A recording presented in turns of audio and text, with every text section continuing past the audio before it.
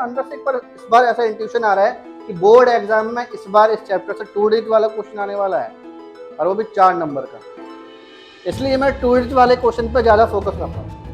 Up stream और down stream का मतलब क्या है, तो मैं एक छोटी सी स्टोरी सुनाता हूँ और ये स्टोरी शायद तुम लोगों के साथ भी रियल लाइफ में हुई होगी। क्या था कि जिस तरफ हवा चल रही है उस डायरेक्शन जब मैं साइकिल चलाता था, जब उस डायरेक्शन में साइकिल चलाता था मैं देखता था कि एक पेडल मार रहा हूँ और दूसरा पेडल मार रहा हूँ तो बिल्कुल आगे, तो एक पेडल दो आना है। तो क्या होता था कि हवा वहां से आ रही है और अपन अब लगे साइकिल खींच, बहुत मेहनत कर करके।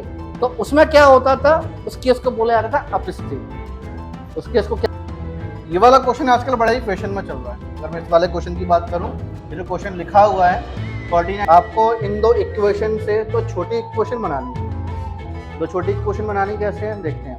हो गई, इस इक्वेशन देख के बच्चे बड़े चैन की सांस लेते हैं, मजा आ गया। क्यों मजा आ गया भैया, वो क्वेश्चन इक्वेशन लग रही है, वो राक्षसों की शक्ल जैसी इक्वेशन है। वो इतना लेट कहाँ गई थी यार तुम लोग, यार उल्टा क्यों सोचती हो हमेशा। तो दो वेरिएबल फाइंड करने वाला सीन जो है ना, वो सिर्फ इनफाइनाइट नंबर ऑफ सॉल्यूशन नहीं आता। बच्चे जोश जोश में इसको एनसीईआरटी का क्वेश्चन समझ लेते हैं और यहाँ पर क्या लिख देते हैं 10x + 1, ये पुट कर देते हैं। वही मैं तुम्हें समझाने की कोशिश कर रहा था बेटा, जोश में होश मत खो।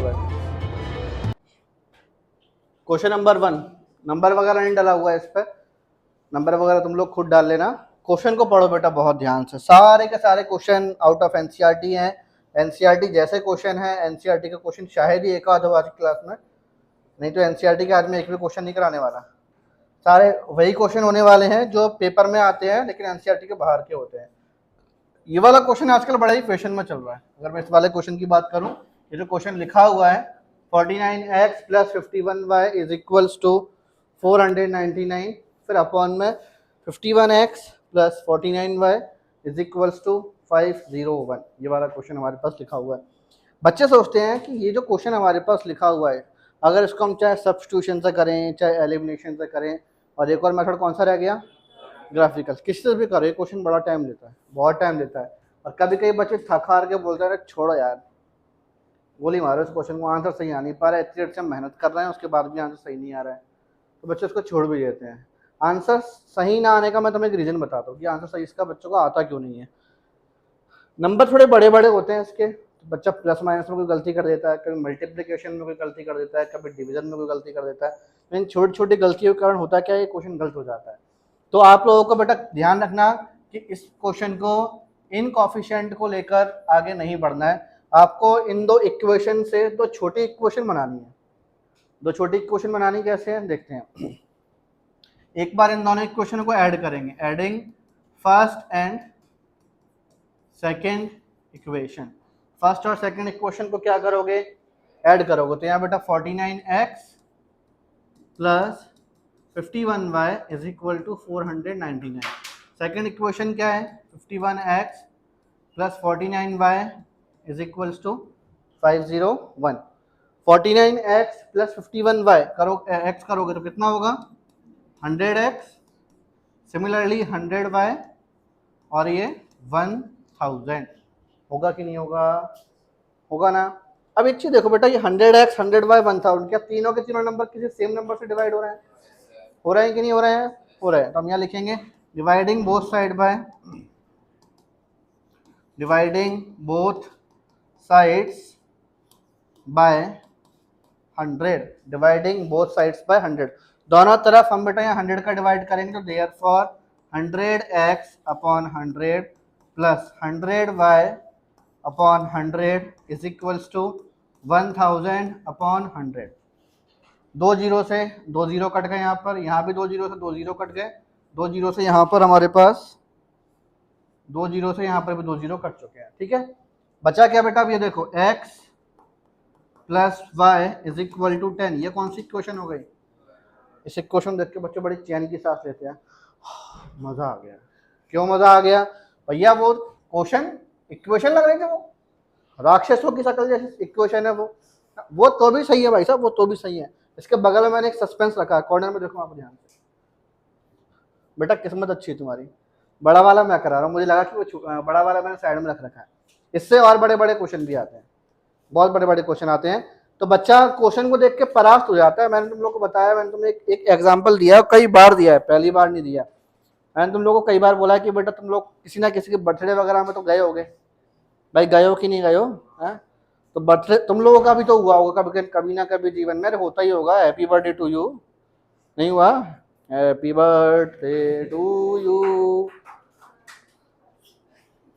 हुआ है ना? उसमें एक बैलून होता है, बड़ा सा बैलून, जिसको बच्चे बिल्कुल ऐसे ऐसी मतलब नज़रों से देखते हैं, भिखारियों की नज़रों से। एक कब वो बैलून फूटेगा, उसमें जितनी भी टॉफियाँ हैं वो सारी की सारी टॉफियाँ, और उसके नीचे हाथ लगा के खड़े हो जाते हैं, साइड वाइड ले लगा के उसके बगल में खड़े हो जाते, पता पड़ता है कि भैया जो नीचे खड़ा था टॉफियाँ उसके पास आती नहीं है। उसके पीछे फिजिक्स है, मैं तो नहीं समझा सकता, फिजिक्स वाले सर से पूछना। तो वो टॉफियाँ अगल बगल डिस्ट्रीब्यूट हो जाती हैं, फूटने के बाद वो अगल बगल फैल जाती हैं। तो ये क्वेश्चन जो होते हैं, ऐसे कुछ कुछ क्वेश्चन है बिल्कुल बैलून उसी हैप्पी बर्थडे वाले बैलून के जैसे होते, बड़े से, फूटने के बाद बिल्कुल छोटे से रह जाते हैं बैलून, पता भी नहीं पड़ता बैलून था भी कि नहीं था फूटने के बाद।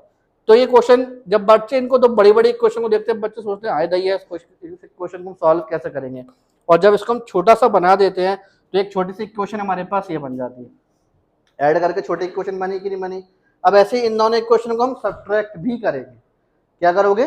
सब्ट्रैक्ट, दोनों इक्वेशन को आप सब्ट्रैक्ट करेंगे यहाँ पर हम, तो subtracting equation first and second, subtracting first and second equation, subtracting first and second equation.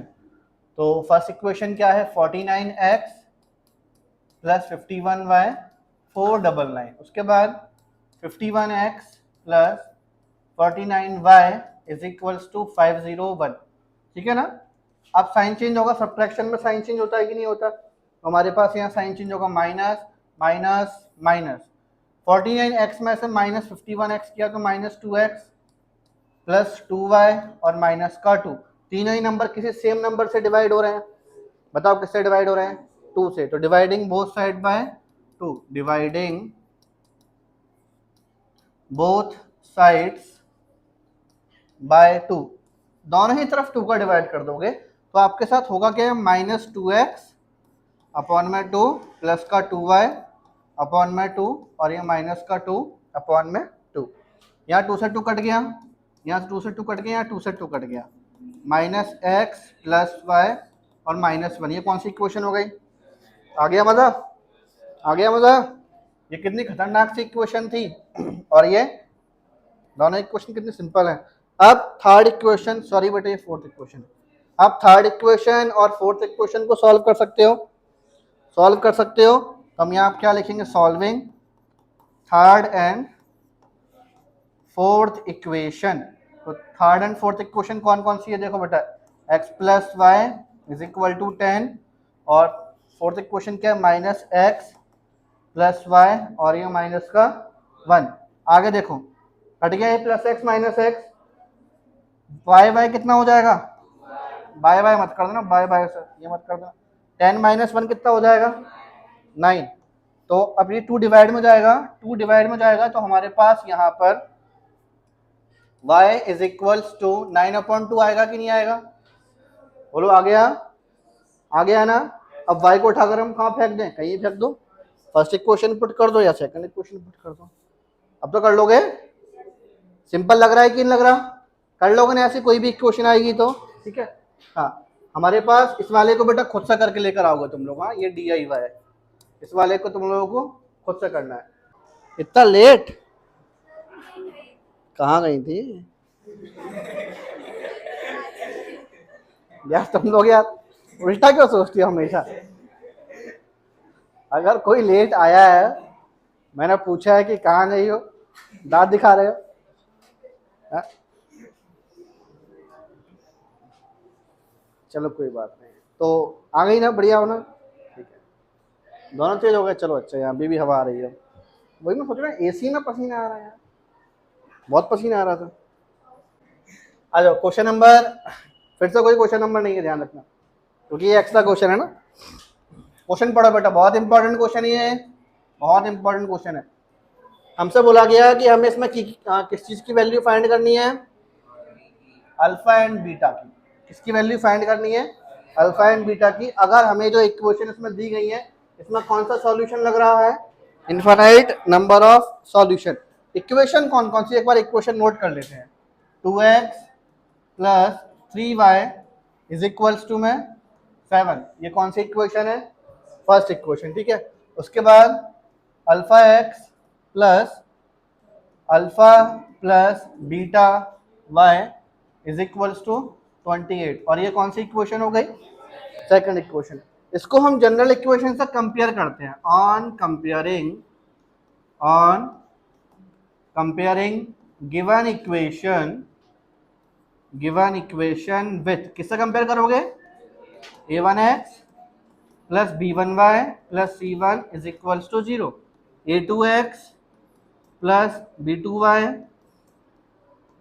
c2 is equals to 0। ये हमारे पास सेकंड इक्वेशन यहाँ पर हो गई। तो कंपेयर करेंगे तो हमारे पास देयरफॉर a1 कितना आ जाएगा 2, b1 कितना आ जाएगा, c1 कितना आ जाएगा, a2 कितना आ जाएगा अल्फा, और यहाँ पर b1 कितना b2 कितना आ जाएगा, very good, alpha plus beta, और c2 कितना आ जाएगा माइनस का 28। कोई दिक्कत नहीं इसमें, कोई दिक्कत नहीं है ना, ठीक है। इसके बाद हम यहाँ लिखेंगे for infinite solution, for infinite number of solution, infinite number of solution. फिर इसकी कंडीशन लिखो, कंडीशन क्या होती है, a1 upon b1 upon c1 upon, अब इनकी वैल्यू भी पुट करो, a1 की वैल्यू 2 और a2 की वैल्यू अल्फा, b1 की वैल्यू और अल्फा प्लस बीटा, और c1 की वैल्यू क्या बोल के,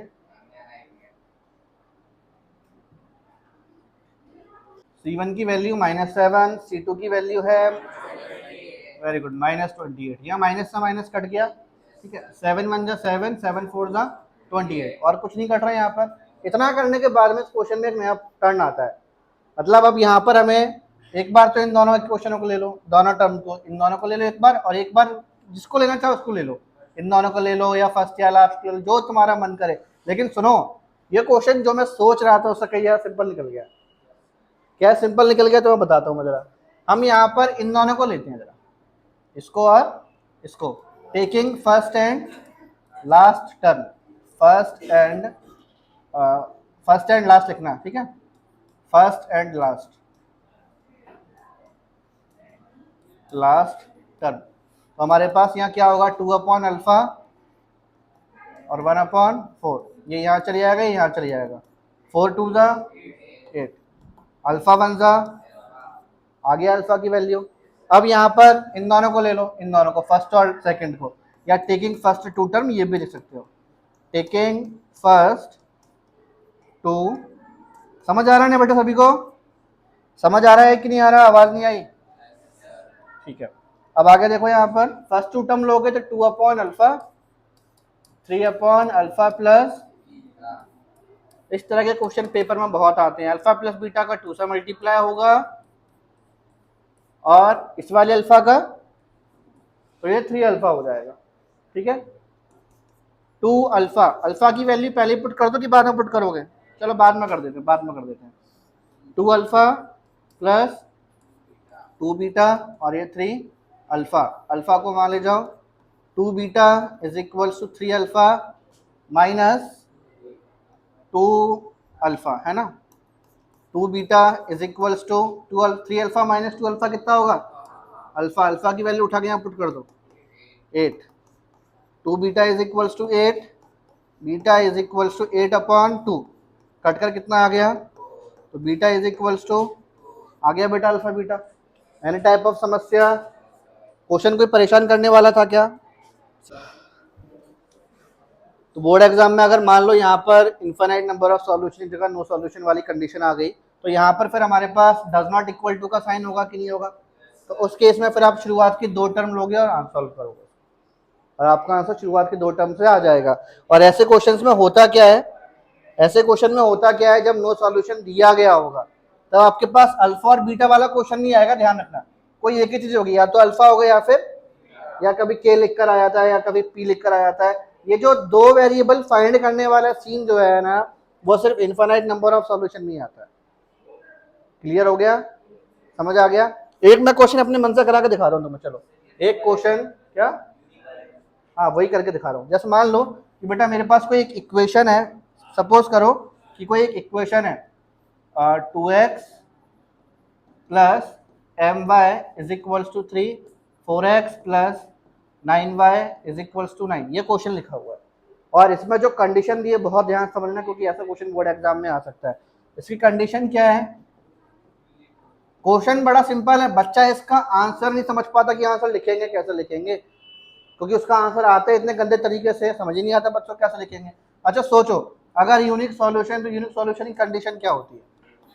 a1/a2, यही होगी ना, a1/a2 does not is equals to b1/b2। a1 बोले तो 2, a2 बोले तो b1 बोले तो, और b2 बोले तो 2 1 2 2 अब ये 9 यहाँ जाएगा तो 9/2 हो जाएगा कि नहीं हो जाएगा? और does not is equals to, तो इस कहानी से हमें क्या शिक्षा मिलती है? ये शिक्षा मिलती है कि m की जो वैल्यू है वो 9/2 नहीं होगी। अरे मर गए, बच्चा सोचता अरे मर गए, हम तो आंसर निकाल रहे थे, क्वेश्चन यही तो था कि m की वैल्यू बताओ, m की वैल्यू क्या होगी, और आंसर निकल कर क्या आ गया कि m की वैल्यू होगी नहीं लग रहा कुछ अजीब सा? बच्चा यहाँ थोड़ा सा सिटपिटा जाता है, बच्चों को सिरदर्दी बन जाती है, जिसकी वैल्यू निकाल रहे थे और वही वैल्यू निकल कर नहीं आ रही, डज नॉट इक्वल टू का साइन आ रहा है। तो मेरी एक बात सुनना, आपका आंसर यही है, इसको बस लास्ट में इसकी फ्रेमिंग अच्छे से करना है। लास्ट में लिखोगे कैसे, बस ये देखो, यूनिक सॉल्यूशन का कोई भी क्वेश्चन आएगा मतलब यही वैल्यू आपका आंसर है। इसको लिखने का तरीका ये होगा, हम यहाँ लिखेंगे therefore value of m is all real number, मतलब कुछ भी हो सकता है। m की जो वैल्यू वो क्या हो सकती है? कुछ भी हो सकती है, लेकिन एक्सेप्ट 9/2, 9/2 नहीं होगा। अब समझ में आ गया कैसे लिखोगे? यूनिक सॉल्यूशन वाला कोई भी क्वेश्चन अगर आपके पेपर में आएगा तो उस क्वेश्चन में लास्ट में जो डज नॉट इक्वल टू का साइन आता है, बच्चा थोड़ा उस जगह पर जाकर थोड़ा सा घबरा जाता है कि यार इसका आंसर अब कैसे लिखा जाएगा। उसका आंसर ऐसे ही लिखा जाता है कि जो भी m n k j जो भी लिख कर आएगा वो लिख देना, लास्ट में एक्सेप्ट लगा के दूसरी वैल्यू लिख देना। समझ आ गया? ये क्वेश्चन इसमें था तो नहीं, मैंने अपने मन से लिखा दिया, इसको इरेज करा दो।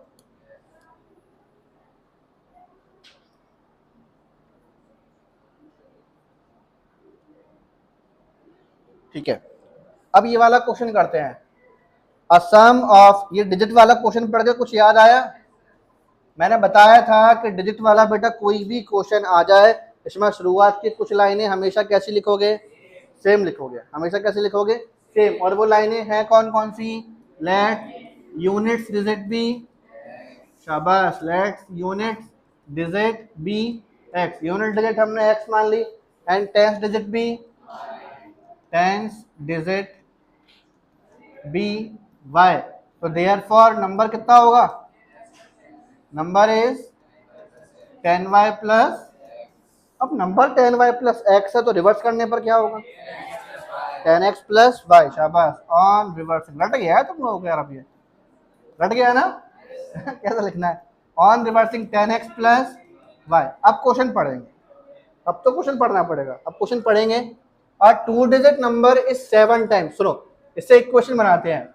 अ 2 digit number according to question, 2 digit का नंबर कौन सा है? 10y plus x. इसका मतलब क्या होता है? Very good, equals to 7 times का मतलब 7 का मल्टीप्लाई, 7 टाइम्स का मतलब 7 का मल्टीप्लाई किसका? The sum of its digit, मतलब डिजिट्स का सम, x प्लस वाई।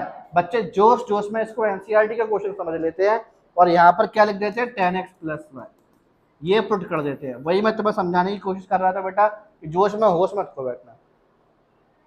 अरे गरम खून है, आज जोश में होश आग बबूला हो जाता है। अरे सर हमने एनसीईआरटी पढ़ा था, हम तो वही करेंगे, आप कुछ भी करवा लो हम तो वही करेंगे।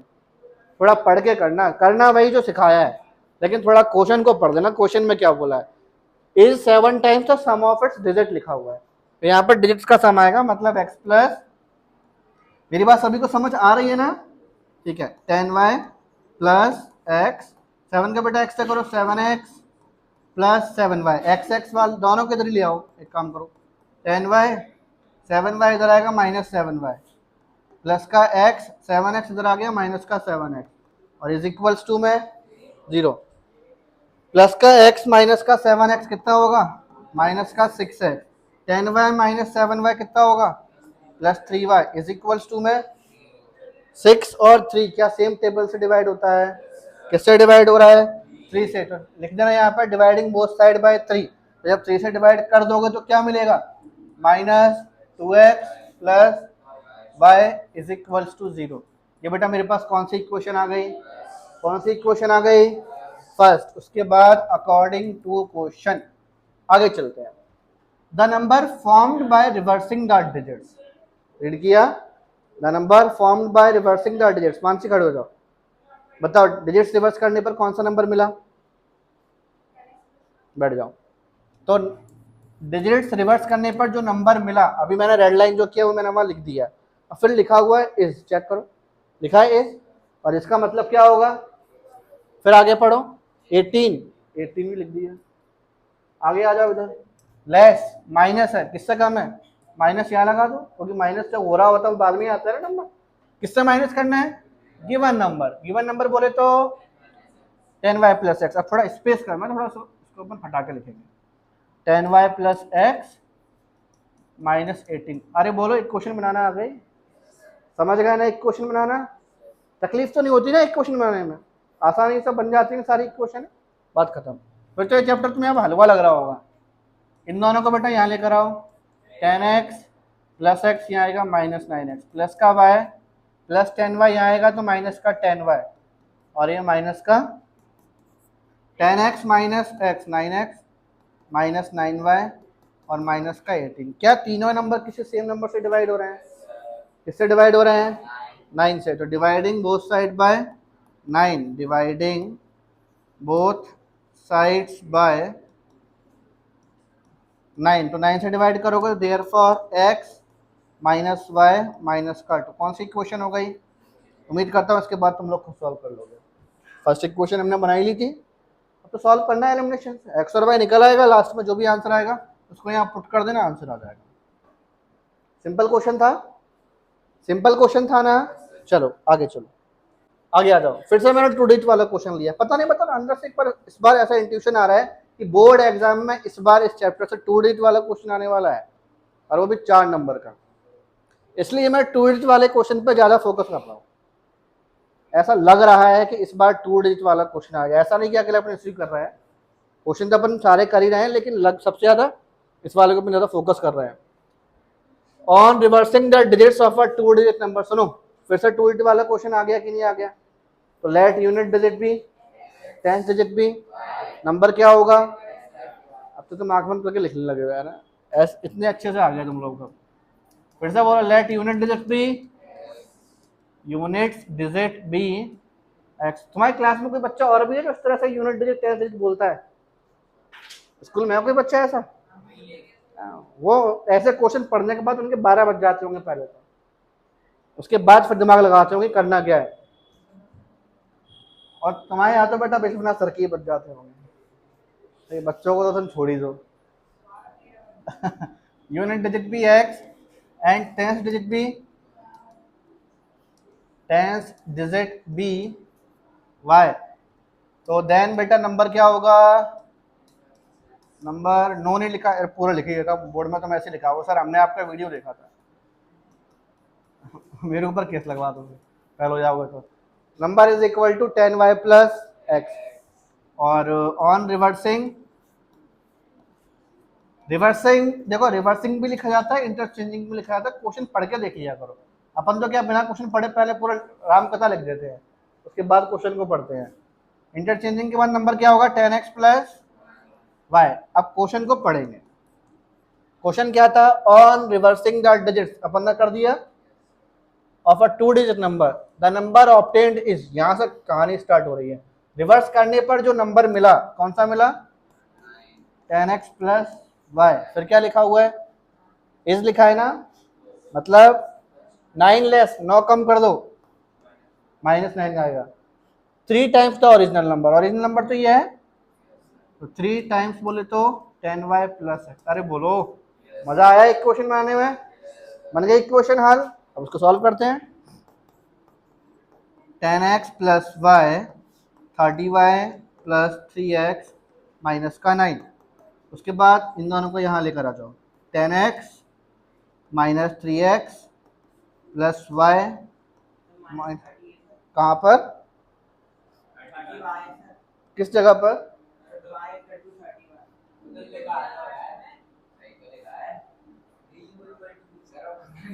तो पौवा पी कर रहा है, कुछ भी अंट शंट बोला जा रहा है।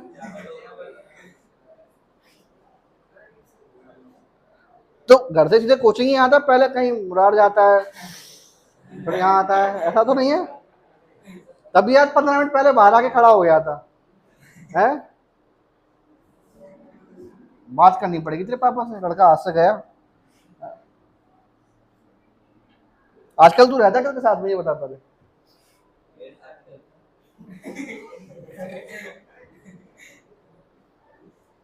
तुमने एक वो कहावत सुनी है, आ बैल मुझे मार, यही चाहता है?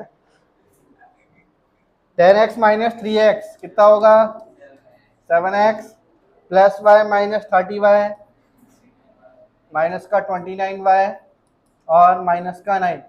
ये फर्स्ट इक्वेशन हो गई। सेकंड इक्वेशन कहाँ से बनाएंगे, ये वाली लाइन कहाँ खत्म हुई, यहाँ खत्म हुई, ठीक है।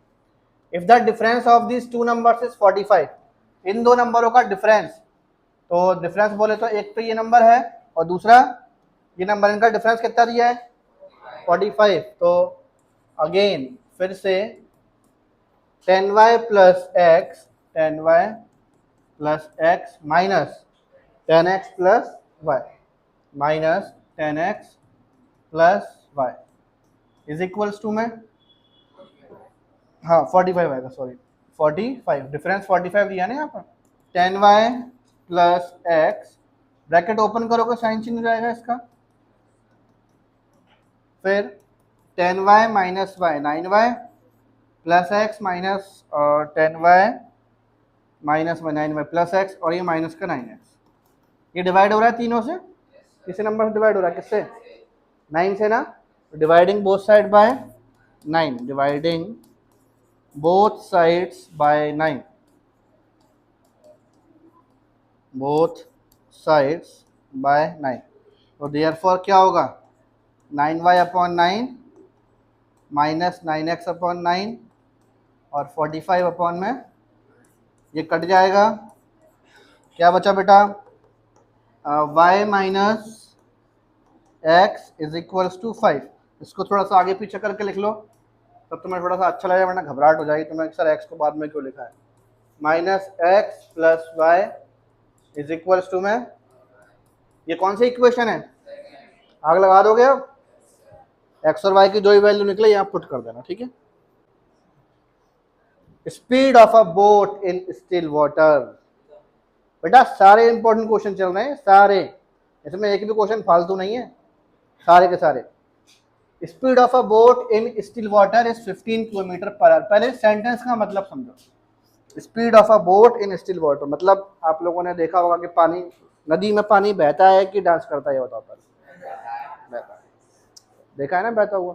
कभी कभी देखा होगा कि पानी ठहरा हुआ भी रहता है, मतलब बह तो रहा है लेकिन फिर भी लगता है ना स्टिल वाटर, थमा थमा सा पानी, शांत नदी जिसे हम बोलते हैं। तो ये बोला गया कि उस नदी में बोट की स्पीड कितनी है, 15 किलोमीटर पर आवर। ये बोट की स्पीड ध्यान रखना।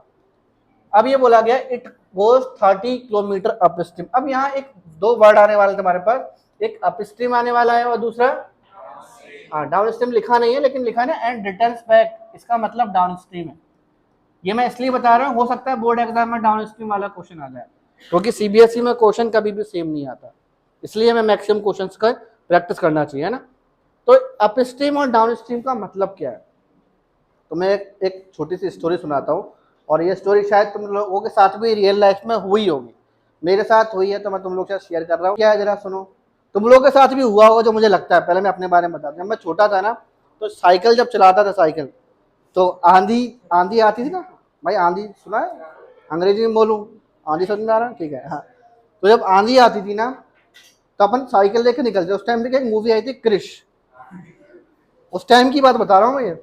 उस टाइम पे क्या है, तो कपड़ा तो रहते थे, साफ ही लगा देते अपन, साफ ही, वही फील आता था पूरा पूरा। ठीक है, तो उसके बाद क्या, अपन ने देखा कि आंधी आ रही है, तो आंधी में होता क्या था कि जिस तरफ हवा चल रही है उस डायरेक्शन में जब मैं साइकिल चलाता था, जब उस डायरेक्शन में साइकिल चलाता था, मैं देखता था कि एक पेडल मार रहा हूँ और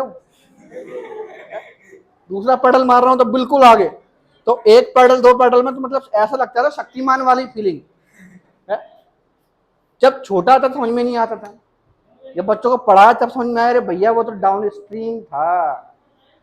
डाउन स्ट्रीम मतलब ये था कि भैया साइकिल का कुछ फोर्स होगा कि नहीं, साइकिल की खुद की भी कुछ स्पीड है कि नहीं है, साथ में हवा की भी स्पीड है कि नहीं। और वहीं कभी कभी ऐसा भी होता था, मालूम कैसे, कभी कभी क्या होता था, जैसे मान लो अपन हवा के साथ साथ घर से दूर तो निकल आए, अब घर भी पहुंचना है, लेकिन हवा उसी डायरेक्शन में चल रही है अभी भी, बोलते ना बुरा वक्त, हवा उसी डायरेक्शन में चले, अपन को लौट के आना है। तो क्या होता था कि हवा वहां से आ रही है और अपन अब लगे साइकिल खींच, बहुत मेहनत कर करके। तो उसमें क्या होता था, उस केस को बोला जाता था अप स्ट्रीम। उस केस को क्या बोलते हैं, सामने से हवा आ रही है, उसको हम चीरते हुए आगे बढ़ रहे हैं, अरे भैया लग रहा है कितनी मेहनत कर रहे हैं, हार्ड वर्क कर रहे हैं। तो वो केस कौन सा था, अप स्ट्रीम। तो अप स्ट्रीम और डाउन स्ट्रीम समझ में आ गया केस क्या होता है। तो अब आपके क्वेश्चन में जो डाउन स्ट्रीम है और जो अप स्ट्रीम, उसमें क्या बोला उसको समझो अच्छे से। यहाँ पानी वाला केस है, तो पानी में जब नाव होगी, पानी में जब नाव रखी होगी, पानी मान लो लेफ्ट डायरेक्शन में जा रहा है, बोट भी उसी डायरेक्शन में जा रही है, इस केस को हम बोलते हैं डाउन स्ट्रीम। तो डाउन स्ट्रीम वाले केस में पानी की स्पीड और बोट की स्पीड, दोनों स्पीड कैसे हो जाती हैं, प्लस हो जाती हैं। और वहीं हमारे पास अपस्ट्रीम वाले केस में होता है बेटा क्या, कि पानी वहां से इधर आ रहा होता है और हम अपनी नाव को लेकर उस तरफ जा रहे होते हैं। तो हमारी नाव क्या करती है, पानी को चीरती हुए आगे बढ़ती है। फिर पानी के बहाव को चीरती हुए आगे बढ़ेगी, तो जाहिर सी बात है वहां से भी फोर्स लग रहा है, फिर हम दम लगा रहे हैं, तो फिर हमें ज्यादा टाइम में कम डिस्टेंस कवर कर पाएंगे कि नहीं कर पाएंगे। या थोड़ा कॉमन सेंस लगाना, क्वेश्चन को जितना अच्छे से फील कर पाओगे क्वेश्चन उतने ही बेहतर तरीके से समझ में आ पाएगा। अच्छे से क्वेश्चन को अब समझाता हूँ, मैंने अभी क्वेश्चन समझाया तब समझाता हूँ। तो यहाँ देखो बेटा, speed of a boat in still water, आपको बोट की स्पीड दी गई है। तो स्पीड ऑफ अ बोट लिखा पहले हमने, स्पीड ऑफ अ बोट कितना है, 15 किलोमीटर पर आवर, ये लिखा हुआ है। अब आगे क्या लिखा हुआ है, it goes 30 kilometre up stream, वो 30 किलोमीटर अप स्ट्रीम गई, मतलब पानी की स्पीड को, पानी वहां से आ रहा था, बोट हमारी यहाँ से जा रही थी, हम उसको चीरते हुए आगे बढ़ गए, एंड वापस भी लौट कर आ गए उसी पॉइंट पर, गए भी हैं और लौट कर भी आए हैं, और दोनों में टाइम कितना लगा है, 4 आवर्स। ये टोटल टाइम है, अप स्ट्रीम का भी टाइम है और डाउन स्ट्रीम का भी टाइम, ये टोटल टाइम है। तो मुझसे पूछा गया 4 आवर 30 मिनट, सॉरी अपन ये देख नहीं पाया, क्वेश्चन पूछा क्या गया, find the speed of the stream, हमें उस नदी की स्पीड पता लगा है, वो जो पानी होगा उसकी स्पीड कितनी होगी। तो हमने यहाँ लेट कर लिया, लेट स्पीड ऑफ स्ट्रीम, बताओ कितना होगा, बी एक्स किलोमीटर मान लें, एक्स किलोमीटर पर आवर मान सकते हैं ना, एक्स किलोमीटर पर आवर। अब मेरी बात सुनो बेटा, तो therefore time taken in down stream,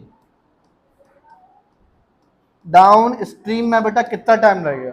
time का फॉर्मूला क्या होता है, आप लोगों ने पढ़ा होगा, स्पीड इज इक्वल्स टू, तो बच्चा जाना, 6वीं क्लास का बच्चा भी जानता है इस फॉर्मूले को। तो टाइम को यहाँ ले जाओ, स्पीड को यहाँ ले जाओ, तो टाइम का फॉर्मूला क्या बन गया, वेरी गुड, टाइम का फॉर्मूला क्या बन गया, डिस्टेंस अपॉन स्पीड। तो टाइम का फॉर्मूला लगा रहा हूं मैं, डिस्टेंस अपॉन स्पीड।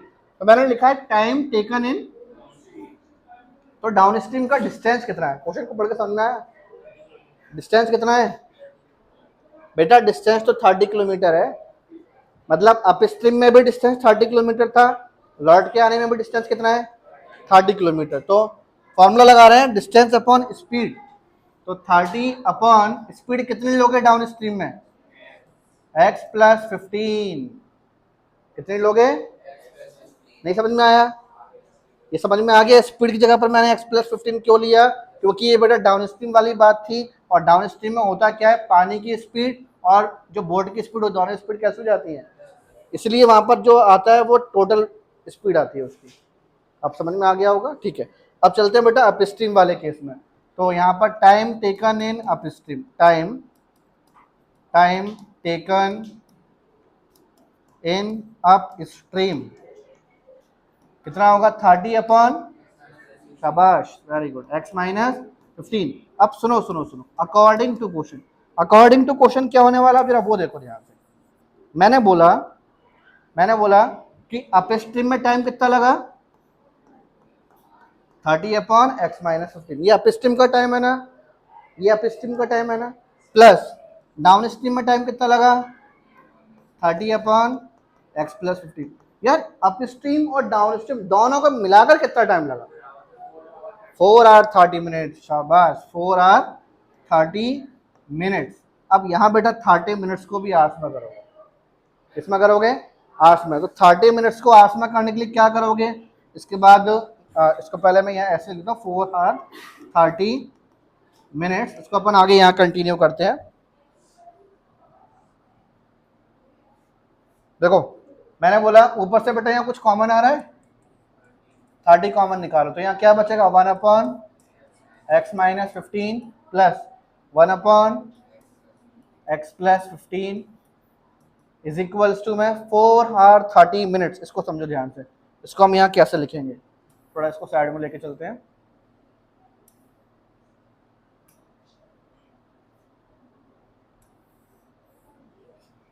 देख लो नखरे, देखे तो उसके नखरे कैसे हैं, साइड में नहीं आ रहा वो।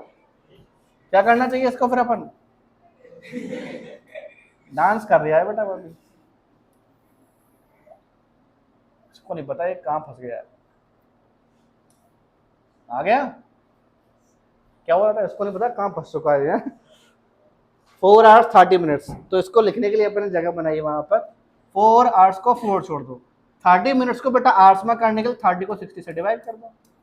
ये जो करते हैं मिनट्स को आवर्स में कन्वर्ट करने के लिए 60 का डिवाइड किया था हमेशा। 0 से 0 काट दिया, 3 1 जा और 3 2 जा, 30 x माइनस, इसका एलसीएम ले लो, x माइनस 15 और x प्लस 15, ठीक है। इसको यहाँ लेके जाओगे x प्लस 15 और x माइनस 15। यहाँ बेटा देखो 4 प्लस 1 अपॉन 2, यही बचा कि नहीं बचा? यहाँ नीचे कुछ भी नहीं है, क्या आ जाएगा? 1।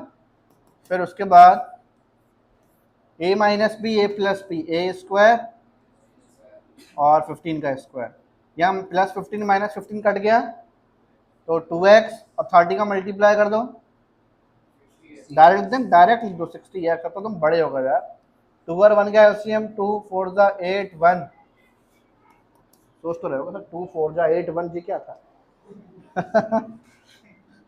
2 का इससे कर दो 120x और 8 प्लस 1 9, इसको यहाँ लेके जाओगे एक्स स्क्वायर, 15 का स्क्वायर 225, यहाँ 9x स्क्वायर माइनस 225 को 9 से मल्टीप्लाई करो, कितना है जल्दी बताओ, जल्दी बताओ कौन पहले करता है, देखता हूँ जरा। मैं बेटा बहुत धीरे धीरे कर रहा हूँ, 2025, उसके बाद भी तुम बता नहीं पाए, बहुत धीरे धीरे किया था, बहुत धीरे धीरे बच्चों वाले तरीके से, तो भी तुम हार गए यार, स्पीड बहुत स्लो है तुम लोगों की। 120x यहाँ जाएगा, अरे पेन रख दो, यहाँ देख लो, यहाँ देखो, यहाँ 0 बचेगा, 9x स्क्वायर माइनस ये यहाँ जाएगा 120x माइनस 2025। इसको सॉल्व करके आंसर निकाल सकते हो। दिमाग में क्वेश्चन आया कुछ? नहीं आया क्वेश्चन? क्या क्वेश्चन है अनुराग? अच्छा, इसको सॉल्व करोगे तो x की वैल्यू दो आएंगे, एक प्लस आएगा एक माइनस का आएगा, क्योंकि हम स्पीड निकाल रहे हैं तो स्पीड हमेशा किस में होती है? प्लस में, तो माइनस वाले को हम नेग्लेक्ट कर देंगे। एक क्वेश्चन ये आना चाहिए था कि सर हम चैप्टर 3 के एक्स्ट्रा क्वेश्चन कर रहे थे, ये चैप्टर 4 का क्वेश्चन कहाँ से आ गया? क्वाड्रेटिक की क्वेश्चन बना कि नहीं बना? तो मैं तुम्हें एक बात बता दूं, चैप्टर 3 और चैप्टर 4 में कुछ क्वेश्चन ऐसे हैं, कुछ क्वेश्चन ऐसे हैं जो एक दूसरे में एंट्री कर जाते हैं। ये क्वेश्चन जो है हालांकि चैप्टर 4 का ही था, चैप्टर 3 में अगर आ गया तो तुम्हें इसको ऐसे सॉल्व करना पड़ेगा, ठीक है। अब ये वाला क्वेश्चन समझो, ये वाला क्वेश्चन समझो अच्छे से, जल्दी रीड कर लो इस क्वेश्चन को। हो गया बेटा, रीड हो गया। सेम क्वेश्चन है इससे पहले जो किया था, वो क्वेश्चन समझ में आ गया होगा, ये क्वेश्चन भी अच्छे से समझ में आ जाएगा। इस क्वेश्चन में प्रॉपर टू वेरिएबल का हम यूज करने वाले हैं। कोई नाव है जो 4 घंटे का टाइम लेती है, लेकिन कब? जब हम 44 किलोमीटर डाउन स्ट्रीम जा रहे हैं और 20 किलोमीटर अप स्ट्रीम जा रहे हैं। सेम क्वेश्चन है, सुनो, सेम क्वेश्चन है, सोचोगे सेम क्वेश्चन कैसे है। पूरे क्वेश्चन में जहां जहां पर हमने 15 लिया है, जहां जहां 15 लिया है, वहां वहां बस y लेना है। खुद से ट्राई करोगे कि मैं करा दूं? खुद से ट्राई करोगे? खुद से ट्राई करने के बाद चेक करना। कोई डिफरेंस, आप सोचोगे तो डिफरेंस कैसे है, मतलब सेम कैसे है? आप यहाँ पर y क्या चल रहा है मैं तो बताता हूँ।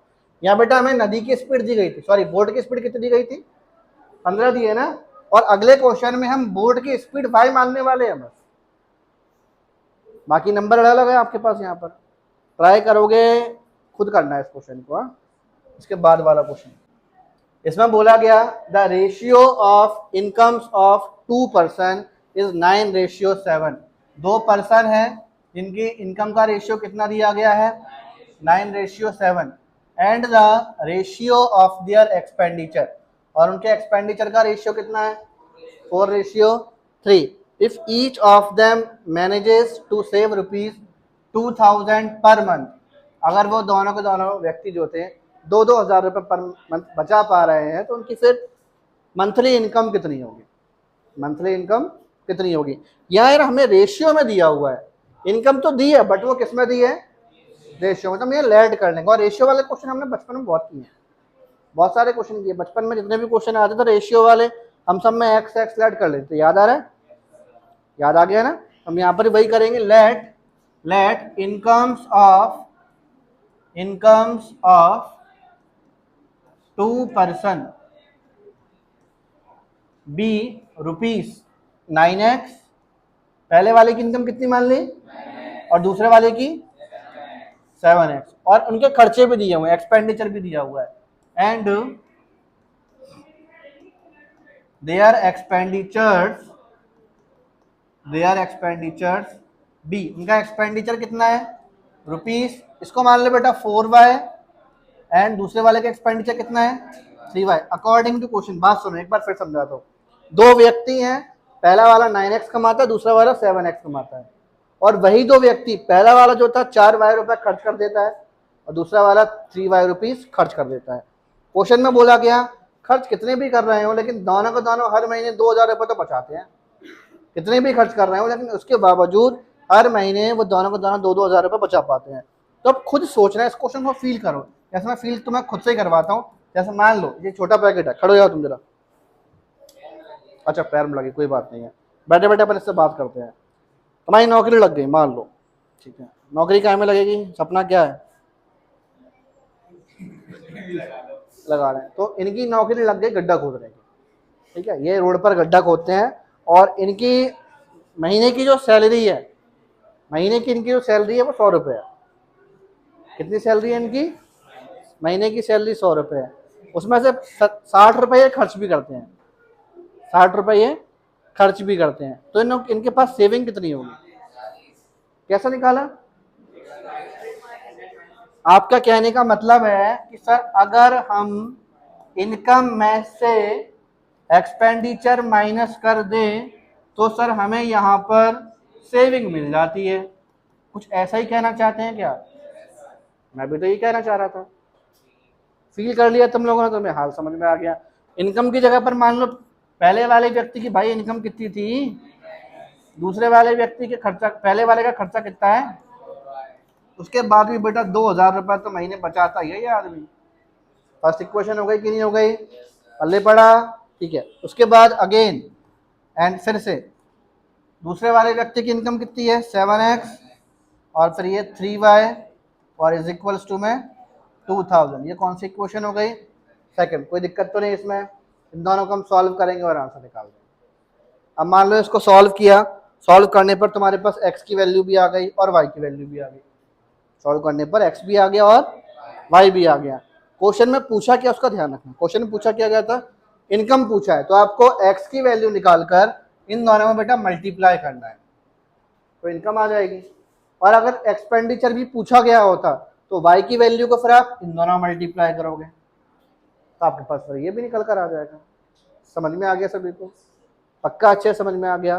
तो बेटा इसी के साथ हमारा जो चैप्टर 3 है कंप्लीट हो गया, पूरी तरह से कंप्लीट हो चुका है। एनसीईआरटी के भी क्वेश्चन हमने पूरे कर लिए। एक्स्ट्रा क्वेश्चन बेटा कोई पूरे करा ही नहीं सकता, क्योंकि एक्स्ट्रा क्वेश्चन जो है वो लिमिटलेस है। मैंने कुछ क्वेश्चन करा के तुम्हें बस एक आइडिया दिया है कि पेपर में किस तरह के क्वेश्चन आते हैं। बात को ध्यान से समझना, पेपर में किस तरह के क्वेश्चन आते हैं। सारे क्वेश्चन तो मैं नहीं करा सकता, क्योंकि एक चैप्टर में देखोगे तो दो हजार एक्स्ट्रा क्वेश्चन हो जाते हैं। आपको ज्यादा नहीं करना। सीबीएसई के हिसाब से अगर देखोगे तो एक चैप्टर के 20, 25, 30 एक्स्ट्रा क्वेश्चन बहुत होते हैं। मैंने कुछ कराया, बाकी आपको आइडिया लग गया, आप खुद से करना है। कोई डाउट्स वगैरह हो तो आप मुझसे पूछ सकते हो। ठीक है, चलो अब छापना स्टार्ट करो।